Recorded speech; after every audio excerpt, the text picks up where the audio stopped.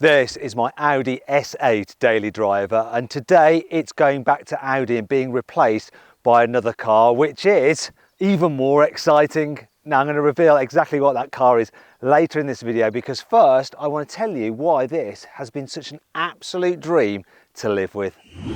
Buy, sell, carwow. This S8 is all about comfort, and it's got some very special suspension. For instance, when you open the door to get in, the car raises up, look, to make it easier to get in the seat. And then when you close the door and drive off, or lock it, it then lowers down to its correct position. Another benefit of this suspension is that when you go over a bump, the car can actually read the road ahead and will lift the suspension up as you go over a bump, so it just smooths the car out. It is incredibly comfy to travel in, so very comfy. And the car I'm getting next might not be quite so comfy. Despite being a very comfy vehicle, this is also extremely fast. So it's powered by a 4-litre twin-turbo V8 with 571 horsepower and 800 newton meters of torque, driving all four wheels by an 8-speed automatic gearbox. The performance this thing delivers blows my mind. In fact, we've used it in a lot of drag races, and here's a clip from the best time it's ever done in one of those drag races. Impressive. Yet, despite having all that power and performance, the actual efficiency is also pretty mind-bending. Over the past 10,000 or so miles of driving and 320 hours it's been on the road, the average economy is 23.6 miles per gallon, which isn't loads, but for a big, heavy twin-turbo V8 is actually rather good. Also, on a long run on the motorway, I've been able to get over 30 miles per gallon, as this clip from my Instagram account proves. Have a look at this. 31.2 miles per gallon. See? 30 miles per gallon on a run. It's pretty much as efficient as my Suzuki Jimny with its 100 horsepower 1.5 litre engine on the motorway. Wow. It's been an absolutely brilliant family car. Plenty of room in the back seats, even though the S8 isn't available in the long wheelbase version of the A8. But there's just so much room, you don't really need that. It's been great for carrying my daughter Grace about, loads of space for her baby seat, and obviously the comfy ride helps get her off to sleep. I've also had this thing fully loaded over Christmas to carry everyone and presents all the way to my home in Warsaw. Quickly vote up there how full you think the Audi S8 is. It's ready for its Christmas trip. So in the front, we have my mum, with stuff on her lap.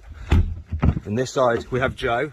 Hello. We've not done stuff there. There's Grace. We'll go see Grace now.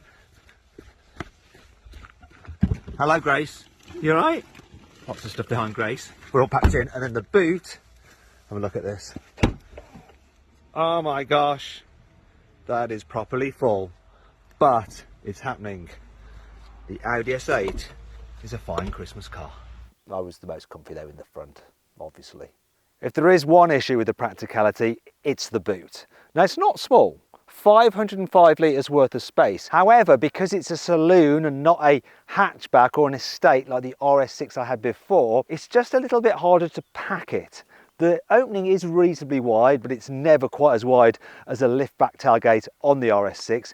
And when you look inside, it's quite contoured, which means depending on what you're trying to pack in there, you can't actually make the best use of the available space. Yeah, I'm talking as a father who has to carry things like a baby buggy and various paraphernalia.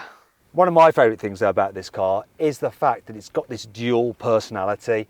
The suspension is just so comfortable and the car's so quiet and serene. You can waft around in utmost luxury. I mean, the way it deals with bumps is incredible. I'm driving over some like random bit of land here and it's dealing really well with the undulations and rabbit holes. However, if you get this on a twisty road and you want to have some fun, this S8 will deliver. It can bend your mind just how well it handles and goes around corners. There's so much poise and loads of grip. Plus, that Quattro all-wheel drive system is so good at just rocketing you out of the bends.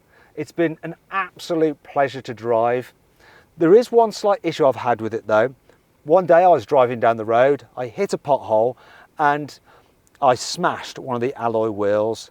it basically cracked it. Got crack in the alloy wheel, so that needed to be replaced, but that is the only incident that I've had with this car.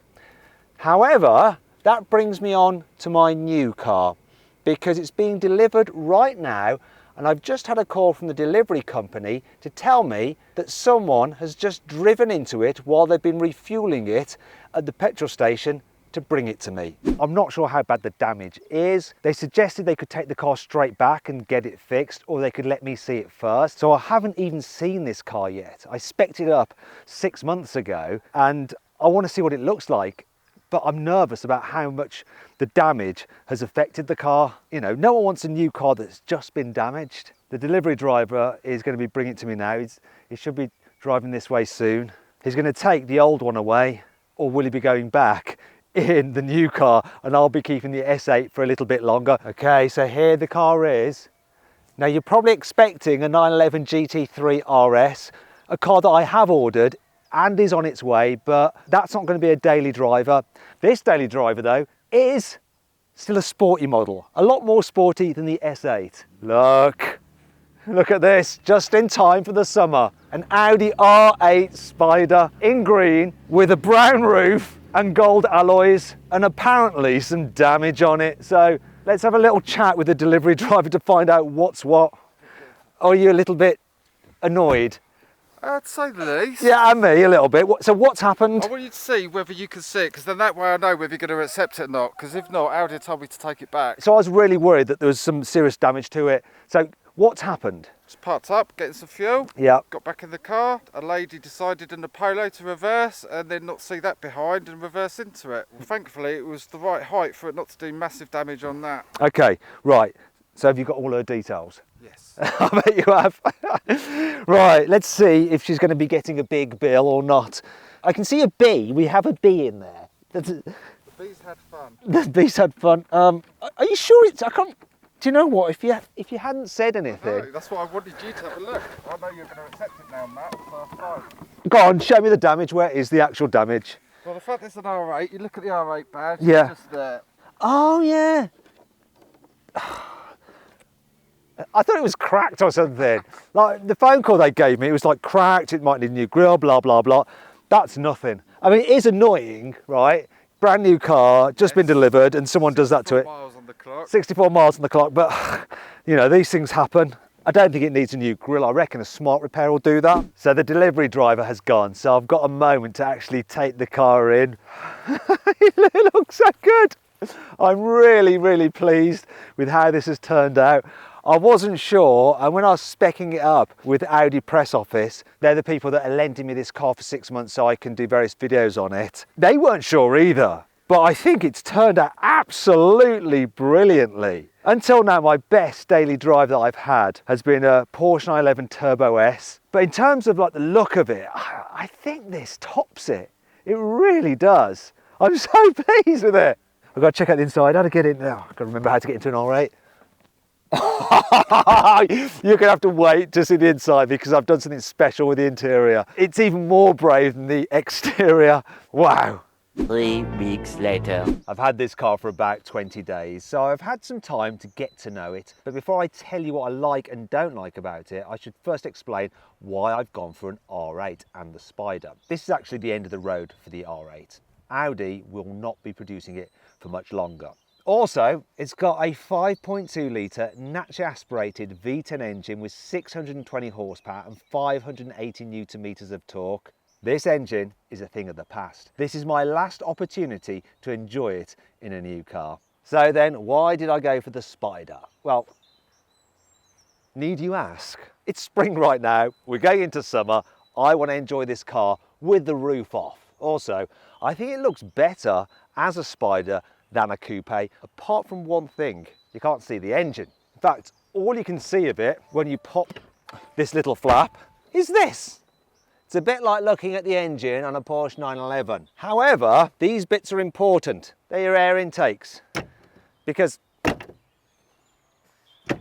while you might not be able to see the engine, you can sure as hell hear the engine. So, I went for the Spider for the enjoyment of the noise and the look, and for having the roof down in the summer. And then there's the option of going for rear wheel drive or four-wheel drive. And seeing as the Spider weighs 100 kilos more than the coupe, I thought, well, I've slightly compromised the driving dynamics. No point going for the rear-wheel drive version, which admittedly is more fun. May as well have the four-wheel drive version, which will be a little bit better for drag races and also better for driving when it does inevitably spend all summer raining. Then there's the colour.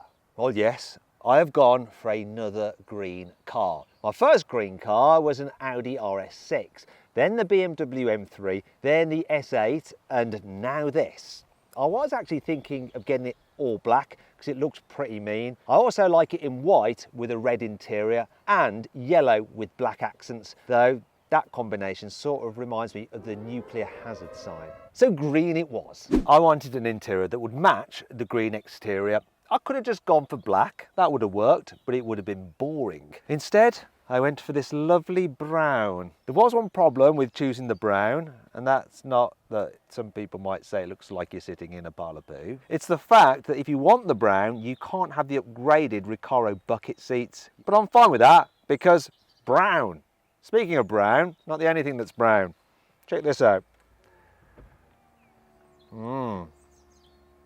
I've only gone and done it. I've gone for a matching brown roof. Of course I have, green and brown. The Quattro edition also gets some carbon fibre upgrades, such as on this little rear spoiler, round the air intakes, on the side blades, and some more inside. Round these air vents, and these air vents, and the digital driver's display as well, and it helps lift the cabin. I also like the fact that this car comes as standard with a Bang & Olufsen stereo, though you do need this range-topping Quattro edition version to get that upgrade. It's lovely though. However, it all adds to the price. This R8 Spider V10 Performance Quattro edition starts at £170,000, though this one obviously, with the addition of that green paint, £175,000. And it's a bit annoying, at that price point it doesn't have adaptive cruise control as standard.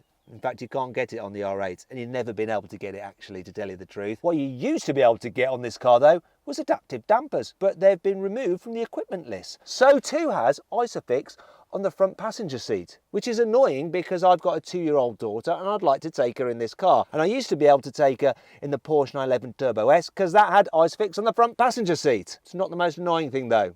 I'll show you what it is right now. In order to make room for the folding roof mechanism, Audi has had to move the R8 rear bulkhead slightly further forward, and that affects just how much you can push the seats back. So I've got this seat as low as it will go.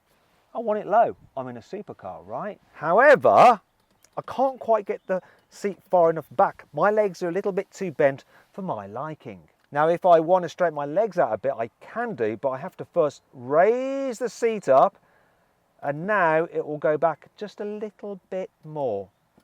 That is a touch better, but now I'm running into headroom issues, and I think I'm sitting too high for this type of car. That's really quite annoying when you consider that I'm not that tall. I am average. I'm 179 centimetres. And actually, I've got short legs and a long body, so someone who's taller than me or more normally proportioned is going to really struggle. So I'm just going to put the seat back down low, like it should be in a supercar, get it as far back as it'll go, and now hand over to my cameraman, Adam, who is 6 foot tall. So go on, Adam.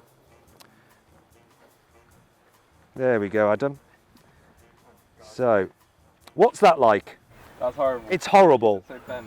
Are you comfy? No, not at all. Now try raising the seat up a bit and moving it back. It'll give you a little bit more room to stretch your legs. Yeah? Still not really good. And where's your head? What's your head doing? It's brushing the top of the roof. Bit of a fail for you. Yeah, definitely. Are you going for a different convertible supercar? Yeah. Oh dear. There's another problem I'm experiencing with this car right now, and it's on page 75 of the owner's manual.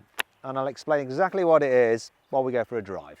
You see, this car is so brand new. It was delivered to me with about 50 miles on it. I've now done 420, but according to the manual, I need to do at least 700 until I can rev it past 5,500 RPM. After that point, I can gradually increase the revs. And only when I've done 1,000 miles can I really start to thrash the off it. However, it's not all bad. You see, this car has a special feature where I can just lower the glass in the back. So I'm lowering that now, and it allows me to hear the engine. And if I have it in performance mode, we have the exhaust flaps open, and then if I accelerate in a highish gear, you'll get that noise as the car goes under load. So it's still making a brilliant sound without me having to rev it past 5.5.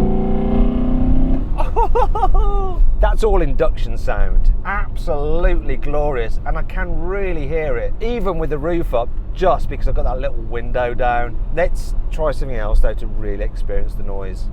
So what I'm going to do now is just take the roof down, which I can do when driving along at modest speeds. Roof is coming down. Now let's do that again with the noise. What a noise! It's so good. Thing is, I don't really need to exploit this car's full performance to have fun on a twisty road. Because this thing is so fast, I can quite easily hoon it about at moderate speeds, and this thing just grips, goes around tight corners, and still entertaining. I'm quite surprised how well it goes down the road, considering it doesn't have adaptive dampers. It's reasonably smooth for a supercar, and because you've got the engine mid-mounted, this thing really rotates nicely through the bends. And then the four-wheel drive system lets you get the power down. There's not bags of torque low down in the rev range, but there's enough, and the throttle response is really nice. I don't think the running in period would be as good in the coupe version because I wouldn't get the same sensory experience. I'm really enjoying the noise, and I'm enjoying having the sun shining on my head. Do you know what I'm going to do though? I'm going to get the miles on this car as quickly as possible. So this weekend I have a little trip planned to the Nürburgring 24-hour race. I'm going to drive this car all the way there and back, and by the time I return, it'll be fully running, so I can start hooning it about, including launching it, because we've got some cool drag races planned with it. And to make sure you don't miss out on those, subscribe to this channel right now and hit the bell icon to turn your notifications on. That way you won't miss when I make those uploads. One thing I am quite concerned about the trip to the Nürburgring is how many times I'm going to have to stop at a fuel station. Even though I've been driving this car very sedately, running it in, it's only doing 17.6 miles to the gallon. Oh dear indeed. On a day like today, it's worth it. Oh, that definitely is. Anyway, that's enough of that. Let's see what speed you can put the roof up at. So I'm driving along, 38, pressing the button, nothing. What speed does it need to go to? There we go. The roof is going up again. Means that you don't have to stop and pull over if it's raining. Lovely. Actually, it's quite refined with the roof up. It's got decent insulation.